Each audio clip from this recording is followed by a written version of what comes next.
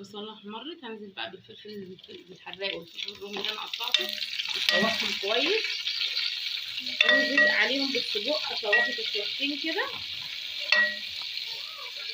وطبعا هعصر طماطم واكون محضره عصير الطماطم على جنب. وبنات هنزل بالسجق اشوحه بقى تشويحتين كده، واحط معاه فلفل اسود وكزبره لحد ما يغير لونه. بعد كده انزل بعصير الطماطم. يا بنات بعد ما غلي شويه احط فلفل اسود ونحط شويه كزبره وملح. بنات بعد ما اتسبكت كويس مع السجق انزل بقى بشرايح البطاطس زي ما انتم شايفين كده، نسيبها بقى لحد ما تستوي يا بنات. اهو يا بنات بعد ما البطاطس والسجق استوى، طبعا عملت معاهم رز ابيض. متنسونيش بقى بدعواتكم الحلوه، متنسونيش بقى تحطوا لايك وشير وتشتركوا في القناه وتفعلوا زر الجرس عشان يوصلكوا كل جديد. اشوفكم ان شاء الله في فيديو جديد، ومع السلامه.